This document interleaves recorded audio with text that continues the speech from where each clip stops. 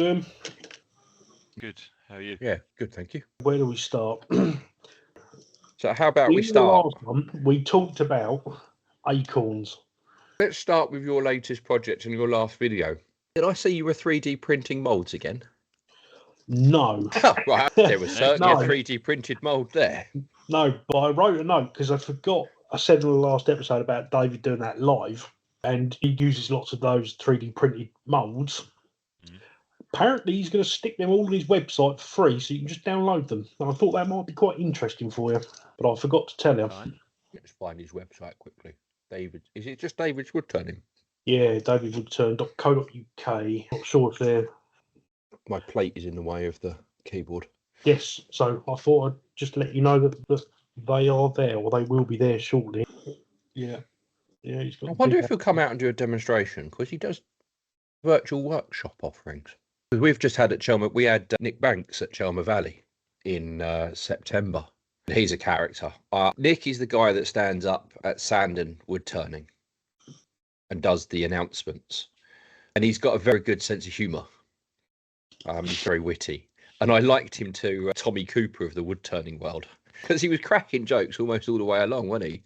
He's turns at Sandon so regular because he's really good. He just stands in when anyone drops out. He's up there, and in his 2-hour stint, he likes to get as many projects in as he can. He literally get 3 things in, completely different things, and he is like an old school comedian.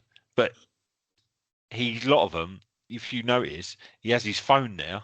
And he's literally reading them off his phone before he sort of launches into it. It's proper old school stuff. It's almost like he's got a comedy act he's referring to.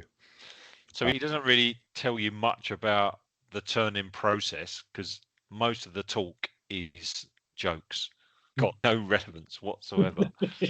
And it's proper, I don't know, Jim Davison or older. He was So very every good. now and again, I would say the ratio of one of Nick's jokes that's actually worth laughing at is probably 1 in 10.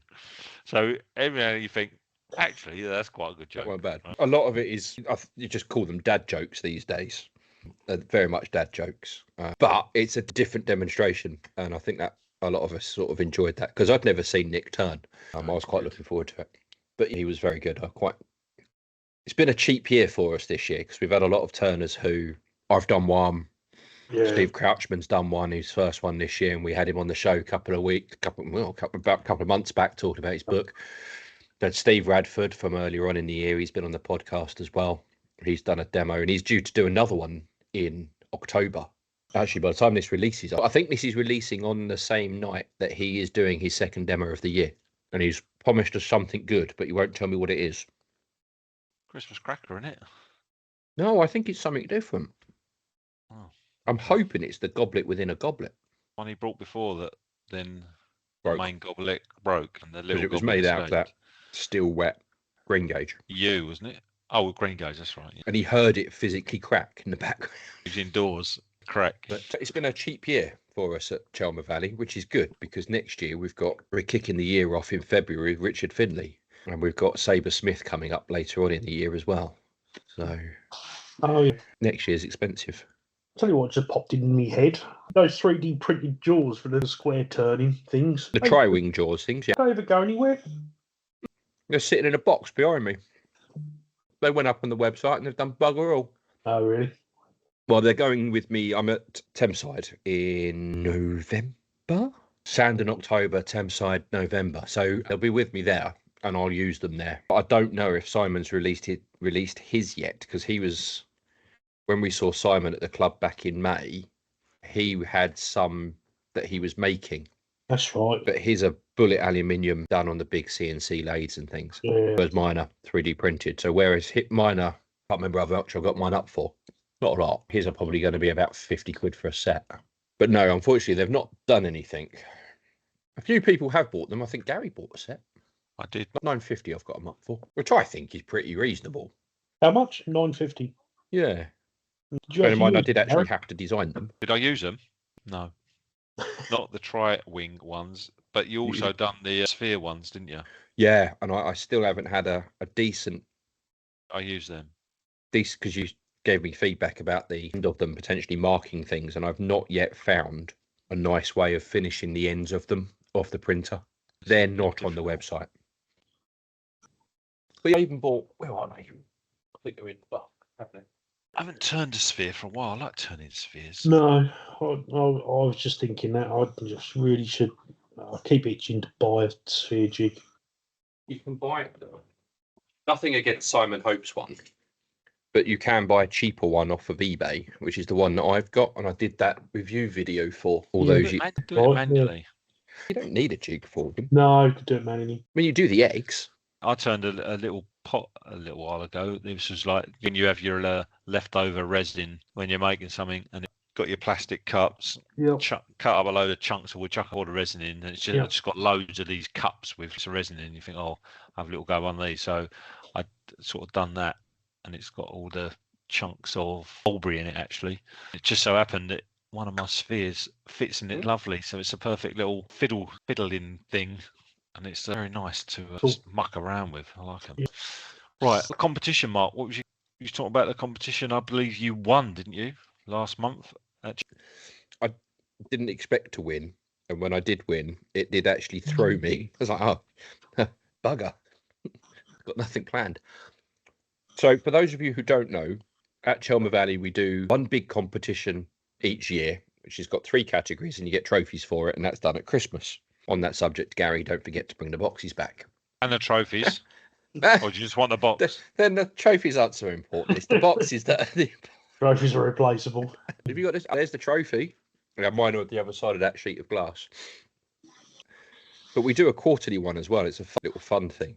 And the winner of the previous one competition then sets the next one. So last time out, Barry won. And he set us the competition, set us the brief of turning an acorn lidded box. So it needed to be a little box that looked like an acorn. So the body's made out of sapele, and then the lid is made out of juniper, which I had, and it's very nice. And it's just got that correct fit. So we were all asked to do that. So I turned mine, unusually for me, about 3 weeks before it was due. I had a spare Saturday, so I just quickly knocked it out. But you didn't expect it to win, but it did win. It was that competition was the same one that we had Nick demonstrating, and Nick had rustled one up that morning. And he said, "Oh, it's rubbish. Here it is," just because I can't remember who had told him that we were running that competition. So that was my little winning piece. That's quite cool. The wife has stolen it. I had to go digging for this to get it back, just to show you guys. And I've got some good pictures of it that I'll put up on the podcast when this one's released. But yeah, it was a nice little challenge. I've done loads of boxes. We've all done boxes. And there was this lovely, on the display, because we put them all on show, there was this lovely little box made of laburnum. And over the years, we've gotten used to who's made what. We know who makes what, because we know each other's styles. So when you see this lovely bit of laburnum, you know who it's come from. But it looked nothing like an acorn. Take it away, Gary. So this is a lovely lidded box. It's got a lid on it. And because I'd forgotten about the competition, and I've been meaning to turn a little box, it was potentially like just for people to put a ring in, right? Just a little ring in it. Yeah. So it's a ring. Officially, it was a ring box. And then when Mark sends out an email the day before the monthly meeting, oh, we've got the monthly meeting tomorrow. Nick's doing a demonstrating, but don't forget your acorn lidded boxes. And I'm like, oh, I haven't made an acorn lidded box. I live backing onto a field. And down the edge of that field, there's about 8 acorn trees. So in my garden, there's about 8 million acorns. Then I'm looking at what the criteria is, an acorn lidded box, right? So it's a lidded box. I put an acorn in it, right? So I put that on the desk because it's an acorn lidded box. It's a lidded box for an acorn, right? For me, it meets the brief. It didn't say a lidded box shaped like an acorn. It said an acorn lidded box. This is a lidded box. I can put anything in it, but if I put an acorn in it, it's an acorn lidded box. And he's absolutely right, because that's what Barry had said, word for word, an acorn lidded box. And when I said to Barry, when all the things went on, I was like, Gary's box doesn't look like an acorn. He said, go and look in it. I was like, okay, going to be an acorn in it. But the annoying thing was, it's a lovely box and it's got a lovely fit to it. It's got that lovely fit like Mark's got on his one. It's a nice And box. I do believe it probably didn't get any votes because people are not looking at the bigger picture, right? And they're thinking it's not a very good representation of an acorn. I don't actually know how many votes we got. Oh, they're just all outside of the box thinkers. Do you know what I mean? I should have left it open like that with the acorn in it, upside down, and then maybe they'd have realised. So yeah, it's a lovely bit of Burnham anyway. It's a lovely little box. It's a really nice. It's a nice little thing to fiddle with again. It is something a little bit satisfying about having that right fitting lid. Yeah. Hang on, let's see if I can get the microphone to pick it up. It's nice turning the box. I do like turning the box. Got that nice little pop to it. Yeah. Either of you ever made I got a book somewhere, but I've never done one. A bandsaw box. You've seen those? Oh, where you make the box and then cut it. It's all cut bandsaw. I've seen them. I've not done it. No, they look so good, like the way they're done, because they almost sort of put the bits out, and then you make a strategic cut, and then you glue that bit back together. So they've got these drawers in. They have little drawers in, all different designs. They just look so cool, and do it all on the bandsaw. Check them out on YouTube or whatever, but I still haven't got around to doing. They do look very interesting and quite to do as well. I just wondered how actually easy they are when it comes down to it. I think there's templates online you can just like stick. Yeah, on I think that paper. book I've got has got exactly that's what that is partly to do with. The other one I keep designs meaning to try is the 3D objects cut solely on the bandsaw. So you start off with tape them back up. Yeah, and you tape them, and you can get cars out of it or a spaceship. Or I think they're very good. Again, it's one of those things I keep meaning to have a bash at, but everything else gets in the way. So they'll look like putting your fingers at risk because you can't help it, but go close to that blade. Yeah, passing stuff through. Bandsaws aren't that dangerous. They're a safe one. Say that to Four-Fingered Freddy.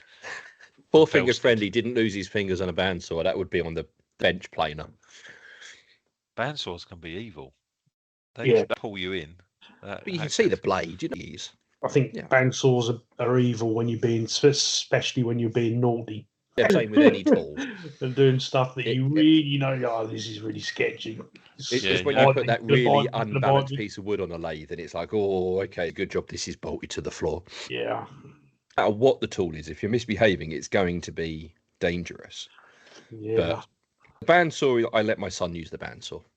He's allowed to use that. He's not allowed anywhere near the table saw. I bet you wouldn't let him use it like, what is it? So it's a 20mm, crochet. The bits I cut off the end of the crochet hook blade, the 20mm. Then I'm like those, and I'm taking those through either side of that. Then turning it around and cutting them in, so you end up with almost like mil chunks.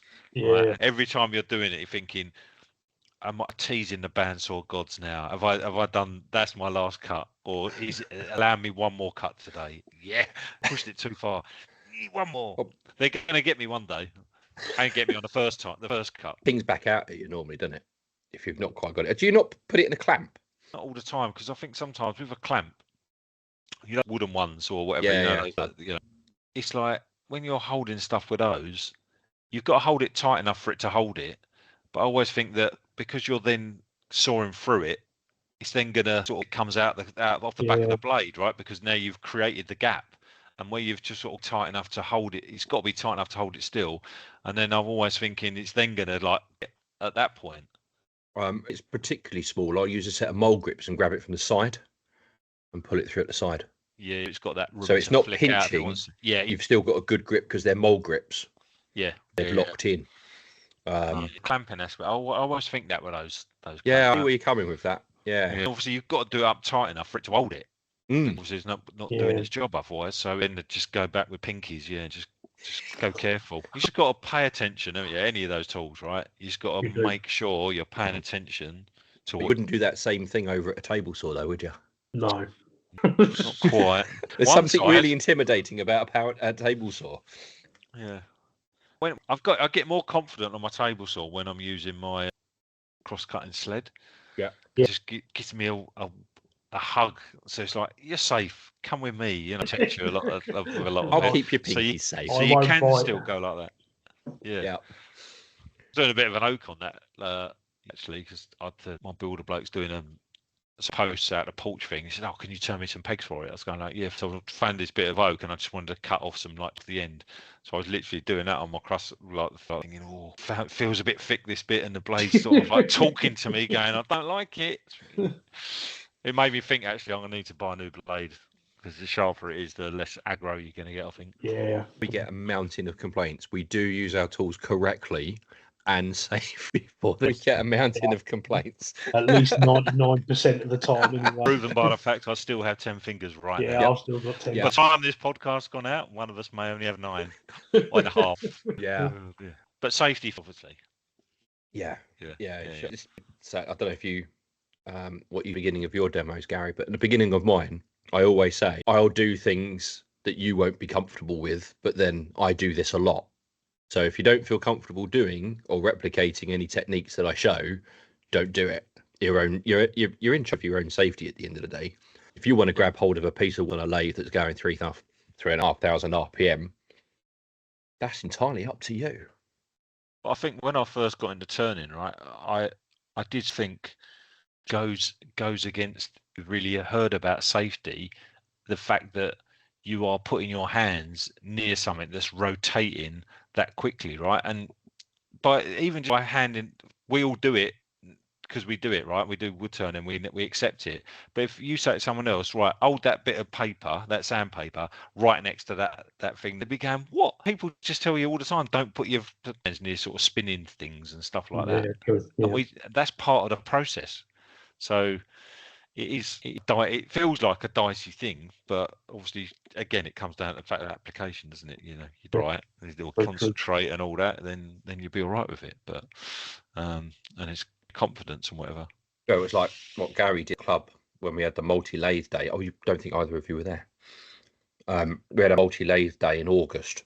I was doing a plate, just doing some simple plate turning. Gary, Steve Radford was like, yeah, I'll bring the ring tool up. And he's brought this ring tool up. And he started off with the skew chisel. And he was showing how to use the skew. And he got a couple of people jumping because he got a couple of little catches and things. And then he moved on to this ring tool. And he's boring out the inside of a vase or whatever. And all I heard from the other side of the room was, ba-ding, ba-doosh, as he tried to put this vase through the polycarbonate screen. Yeah. And if we're not, because of the type of day it was, the people weren't screen side, they were lathe side. Yeah. And it's gone straight into and all of them have gone, yeah, I don't think we'll use that tool actually. I think we're okay without it. I think we'll use carbide. It's probably safe. Yeah. Evil. No, Gary, sorry, Steve, that's why I gave you that tool in the first place, because I don't like it. No, evil things. Sod's lost the time when people are on the wrong side of the screen as well. When he's having to show them how to use it safely. And he gets that catch. Yeah. But just so you can get a catch at any time with any tool. And it can either snap your workpiece or I have a tool rest before now from a catch. Oh, really?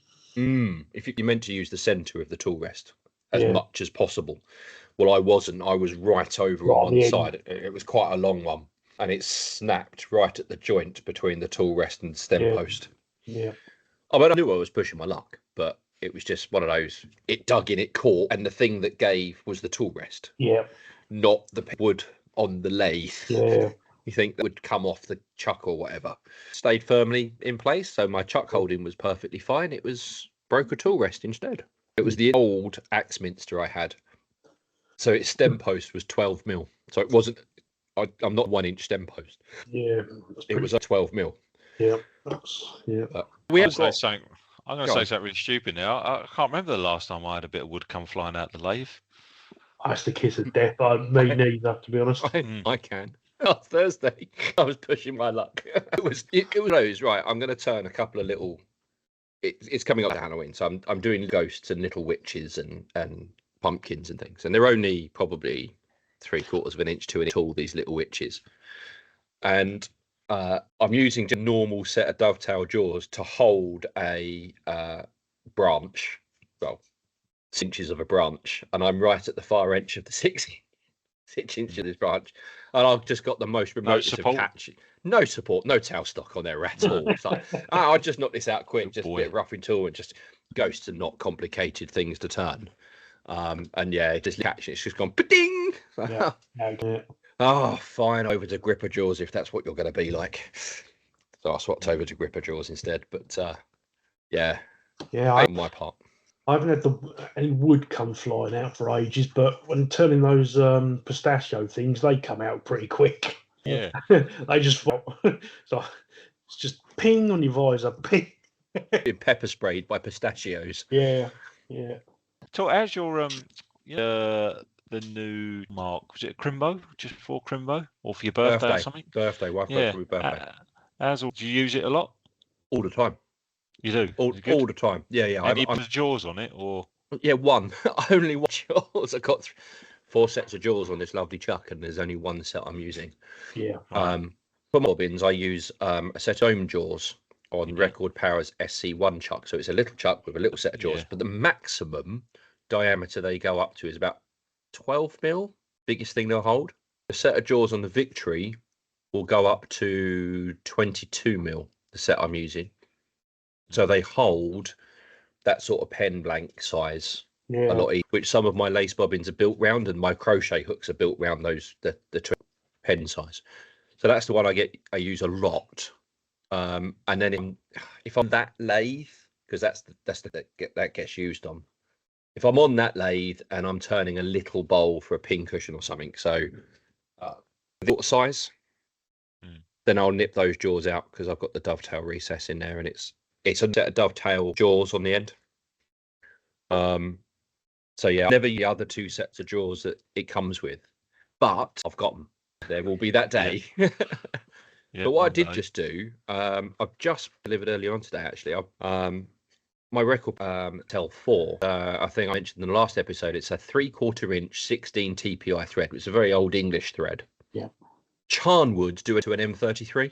So I've now essentially turned my big lathe from 3/4 16 to an M33. So I can now use that Record Power chuck on the big lathe as well. So I've got a feeling it might live on that chuck, on that lathe now. Yeah. Going forward. I have got 4 lathes set up. One's obviously Mum. That's a Saxminster affair with a 1 inch 8 TPI. And then do you remember I bought that really cheap second-hand lathe when my Record Power started messing up first time round back in April? Vivor thing. I've now got that permanently set up for pen turning. So I've got the pen mandrel permanently set up in there. They've done a lot of Vivor, done a lot of the vacuum chambers, pressure pots. The lathe that I've got is the same lathe that's made by a Chinese company. You can find it in Vivor, Draper, Axminster. Yeah, all of it. Oh, just the branding, yeah. Vacuum. Looking up that chuck. Because did you ever get vacuum chuck, Will? Weren't you looking at a vacuum chuck at one point? I thought about it. I must admit, I haven't bothered in the end. No, Simon was bringing another one out, wasn't he, or something? And yeah, I haven't. I don't think that's out yet. Oh, it is. Yeah, he's got it out. Because he already had one type, and this was a different type, wasn't it? Well, the thing used to do was in partner with the what's the other brand you can buy from him? One Way. Yeah. Right. Yeah, you're right, wasn't it? I think it was additional parts for the Way one, but this one is now all his. And if you want the full setup, including pump, it's 670 quid. I think if I did a lot of bowls, then maybe then I'd in one, but yeah, I don't really do any. It's the usage again, isn't it? I don't do anything to the underside. I know people, say they should be tidying up the bottom of the bowls, but I leave. I don't know you do, Will, but I just leave my mortise bottom and I put my name tag down there. Yeah, I mean deep. I mean that's about 5 mil deep. I have started with flat bottoms now. Yeah. I can't be bothered. No, that is it. It is a thankless task, to be honest, and it is kind of a bit pointless, but yeah. I suppose we're doing high-end items, when you something to be selling at £200, £300, £400, £500, £600. Yeah. Half an hour to tidying up the bottom. Yeah. But something like this is going to be a pin cushion that's going to sell for 15 quid. Yeah, that's right. Yeah. No, it's not. No, I completely agree. Even on the coloured one a day. So sunset type one. Oh yes, that's quite nice. That reds to orange. I'm not even going to You're bother. always thinking about how you're going to do it, how you're going to hold it, and depending on the shape of the bowl. Some bowls are a lot easier to do and sort of think I'll get rid of the bottom, but if it's like I've never curve shape like that, you're not then going to put it on your I've never gone with what are the rubber grippers around the outside. What are they called? I can't remember what they're called. yeah, the big Yeah. I've Yeah, got box. the peg type ones. I got better those. Jesus. What are they called? Cold jaws. Cold. Going to be people listening going, the cold jaws. Yeah, I've only used mine once, and I actually it use wasn't mine a that lot. successful either, really, to be honest. I Very used it sketchy. once. My first to put in to tidy in the bottom up, and it went straight out the lathe, straight off of the job. I was like, I'm not using it again. No. I apart from that, this one. my cold jaws, like they're about 17 inches. They must be about 16. What's my lathe? 16 or is it 18 inches? Can't remember now. 16. But they're almost the size of the lathe, right? They're really heavy. Right? It's like it's bloody lethal, you know. I put a little pot, just done it like that. If it's easy enough for it to hold it in the cold jaws, I'll do it if I can be. Sometimes I'm in the mood to do it. Either that or something like that. You could probably wrap some kitchen roll or something around a normal set of jaws to just grip it a little bit so they don't damage it. I just don't trust that because you need to grip it enough that it's going to make some sort of mark on it. I mean, I paper it inside because my ones are the Rutland's ones, and they're just like little black pegs. And when you get it, you get two lengths of the pegs.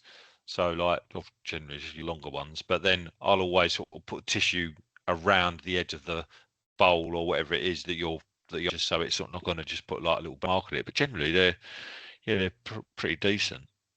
To be honest, the time I've changed like Chuck, put the cold jaws on there, then I might as well just part it off and get a sander on the bottom. Yeah, well, that's new anyway, isn't it? Yeah. Actually, Doesn't really, it's not. That's okay with vases. That works well with vases, but I suppose you could do it with plates and bowls if you use tenon. Yeah, or I'll tell you what I could do with.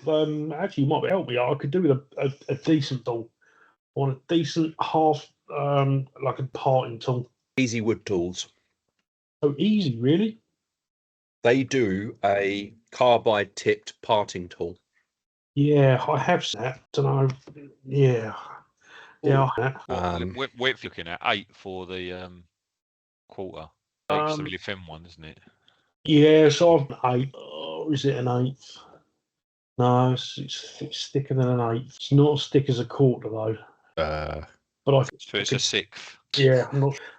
It'd be an 8th. I could do one with some length to it. So if all length, then I'm gonna have to have some width, I guess. So I guess it would be 6 mil, quarter inch. Well, Simon's one is 2 millimeters. Yeah, no, that's too. Wants stability, so I can hang off the end of it. Well, it's quite long. Oh, is it? Yeah. Into his handles. Crown Cryo Thin Parting Tool Tang Tool. That's what it's called. That's gonna heat up and. But if you're using it properly, you'll be fine. You won't get that much heat. Because the bottoms of your vases aren't that thick, are they? No, but it's for bowls that I'd want it for mainly, to be honest. In which case, in Easy Wood Tools, let me bring it up. Yeah, I have that, the Easy Wood Tools one. They are available in the Axminster recently. Don't know if they carry the full range.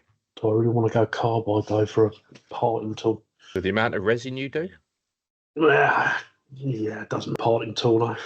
I don't know especially if you're going to tidy up the bottom.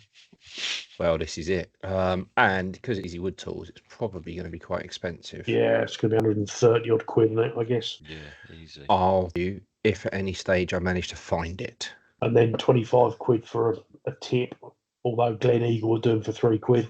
No, it's you can up a tip. It's rubbish.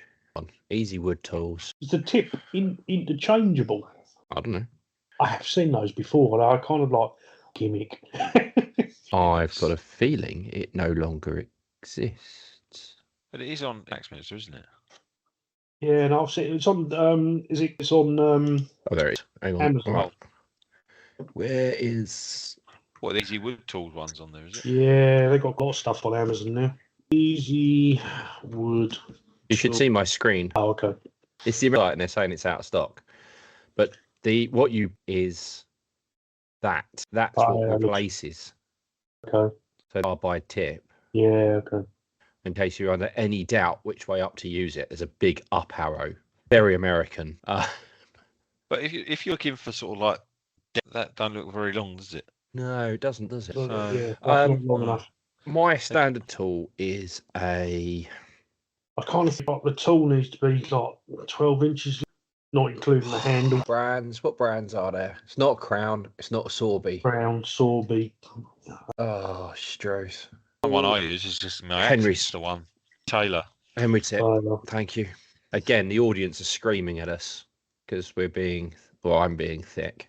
Dynamic one. Hamlet. Yeah. No, this is what I use. I kind of got in my head that I want the diamond one down on heat rather than having a straight. Yeah, They've got one there in the the middle. pyramid there, one. Yeah, the Mine is a normal.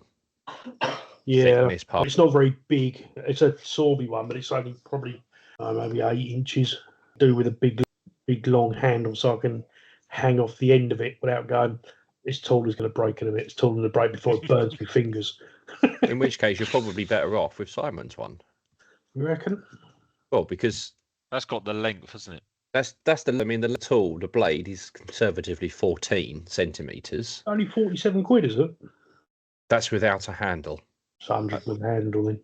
But then you add the handle because he does the 3 different lengths of handle. Doesn't Yeah, he? it does. Yeah. I'm being. Where's the handles? Does that go into the Yeah. normal round handles then? Yeah, yeah, because Tang tools. So the black bit is designed to fit in his 1/2 inch, the red. Oh, okay. But he doesn't I've got very the long. ones, the Yeah, Quick release one. I have the quick release ones. Not the small grub screw one. No. Yeah, I do know these handles really, to be honest. So that the large body is 20 inches long.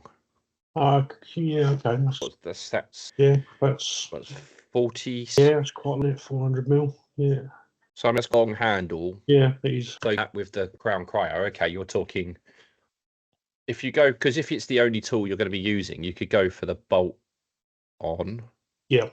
Well, actually, 50 plus 90, 18. So it will work out cheaper, just Yeah. about, if you buy the red and the handle, and then you buy the cryo top. Yeah, I do wanted one of the 16 mil ones because they would fit the hollowing tools as well, which would be quite handy. Even though one of them's dropped behind me, one of me, I got OS sheets and me lathe. One of me hollowing tools has dropped behind there. It's like I ain't going to get that. It's going to take forever. The other advantage of this is you could actually go. You're close enough to Simon's that you just pop down the road and go and have a look at it. Yeah, I should do that. Go and have a This look, is see if it's rude. going to be suitable. Yeah, I should do that. He's literally 3 miles up the road. He is. He takes the mic, doesn't he? There'll be a lot of people and they're going, "You lucky bastard! 3 miles from Simon Yeah, Oak." it's literally 3 miles up the road, and I've never been to his shop. I bought loads of his gear. I've never been to his shop because he's not open on the weekend. No. Oh, Well, right, you okay. can get access, and Yeah, if he's you can, teaching on yeah. the Saturday, he will Well, I think open the that's shop. kind of just as well. Yeah, true. And you can have a peek at his sphere jig whilst you're there as well, as you were talking about, thinking about them. Yeah, quite that, I must admit. And then obviously there's the new things. If he did his sphere jig with a negative rate cut on all over it like a rash. Why don't you just buy another tip? I thought did come with a carbide. Yeah, it Yeah, does. negative. It's one of those secret, Or- really aggressive. Ask him, see if he does it. Because it's only a little bolt-on-y thing at the end there, didn't it? Yeah, maybe I'll take one of my little tool tips up there and see whether I can fit it there. The fact that his promotional picture shows a resin sphere. Yeah, But yeah, I can't see any reason why. That was Paul Howard there on those pictures, I think, wasn't it? It is. Oh no. Oh yeah, that is Paul. Yeah, he's demonstrating that. That may well be at Simon's. Simon's but shop. with the I sphere, think. the other thing that's holding me back with the sphere jig, I know categorically no, I will use it once and one. Yeah, and Because You used yours twice, then you Mark.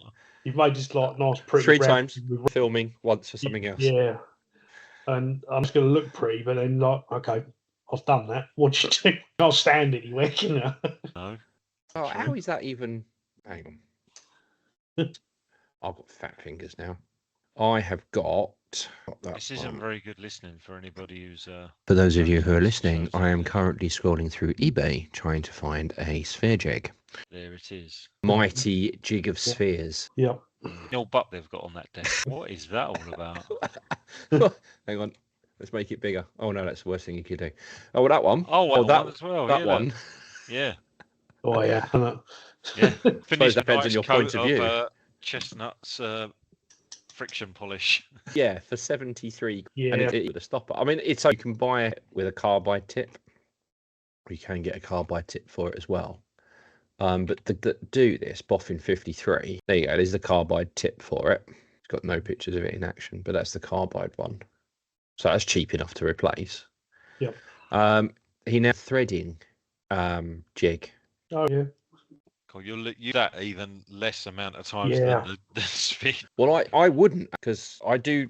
So something like this, if I didn't fancy trying to manually cut the threads in it for the Acorn, but it was tempted to do a threaded lid on the Acorn, I must admit. But I'm quite a few little pots and tubs, and I do the occasional threaded one. If it's a nice piece of boxwood or African blackwood, I'll make a thread on it because it takes a thread nice and easy. But yeah, I've been getting one of these, but you have to buy, I think they're all 10 TPI. That's a 16 TPI.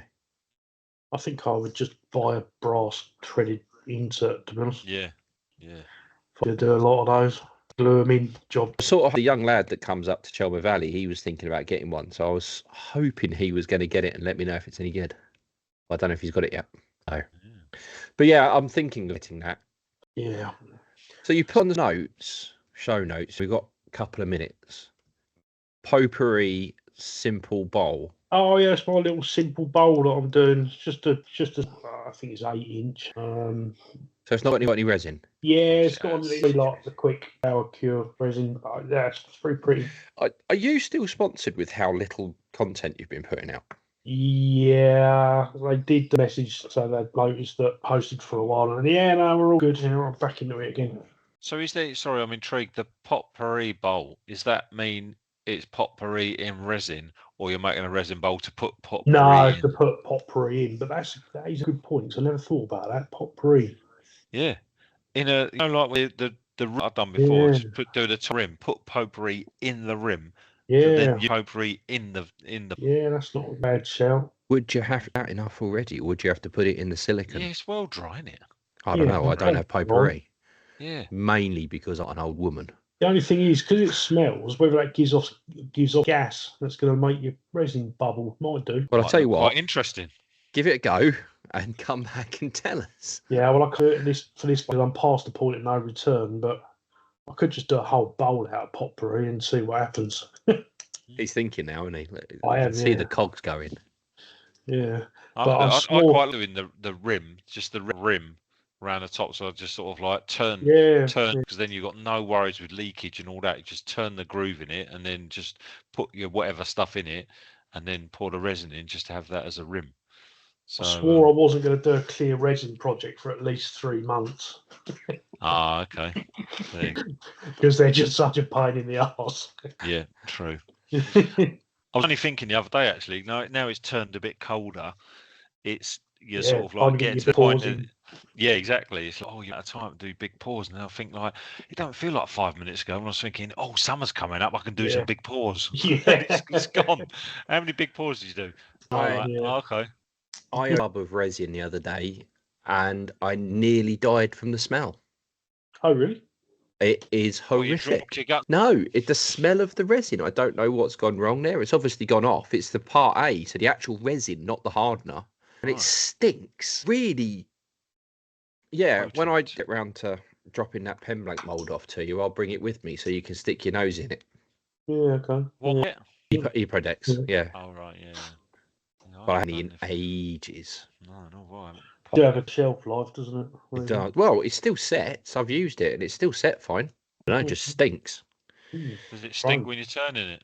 Or you haven't since it started to stink? I haven't turned it because it was used for casting rather than turning. Imagine it'd be alright once it's cured, to be honest. Rock hard, wouldn't it? Yeah. Well, the stuff isn't. It's not. It's nice little. It's a little bit softer. That's why I like it. It's a little softer. Yeah, that's why I like it. But anyway, I think it's Gary's dinner time. It is. All right. I'll speak to you next time. Cheers. Have a good one. Bye. Bye.